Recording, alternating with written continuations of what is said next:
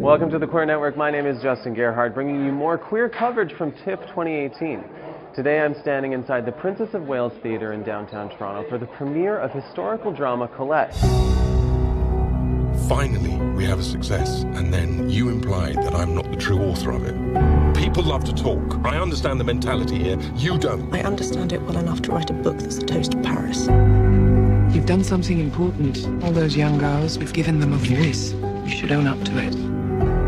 He was after you. Your jealousy is misplaced. How so?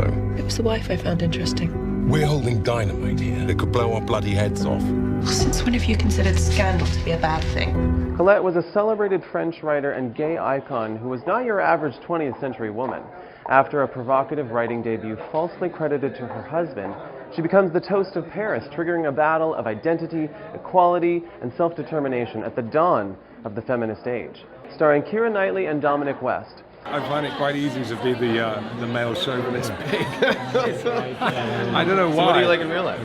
I can't imagine. Actually opposite. That's exactly, because you get to have fun with it. Exactly, yeah. Amazing. No, that was particularly fun in this film, just being the guy, the asshole who says the obvious thing about, cross-dressing and transgender and to be shot down for it is I really enjoyed it, yeah. What did you most learn from Colette?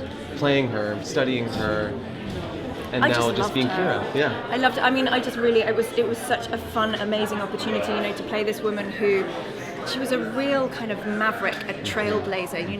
She lived her life the way that she wanted to live it. She lived it unapologetically. She loved who she wanted. She had experiences that she wanted to have, and it was almost like she had to make a hole in the world for herself, and she did. And I felt very tall when I was playing Colette. I felt empowered, and that's what I want people to get when they see it. It's a really fun film, but ultimately she's just cool. Yeah. I just want to be a bit more like that. Though the film's period details are exquisite under director Wash Westmoreland's elegant direction, they are background to the women at the center of this story. A long time ago, 17 years ago, in 2001, my co-writer, co-director husband, Richard Glatzer, was an avid reader, just started reading a lot of Colette. He's like, there's an incredible film here. And we started getting excited and realised that her first marriage to Willie had this really fascinating narrative in it that felt very relative to our times. And it's a heterosexual marriage that just has this huge, unexpected queer explosion in it. So that's always appealing, as a queer filmmaker. You want to find those topics that touch our culture. I think for me as a gay man, I find it very inspiring, because certainly being in the closet in your early life, you feel like there's all these barriers.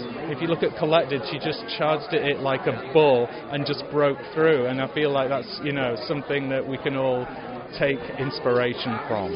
I mean, obviously I am a transgender man, and I'm here with my also transgender wife, and for me to be in this part, in this role, Keira Knightley's role, Colette, was a trailblazer. She was a pioneer.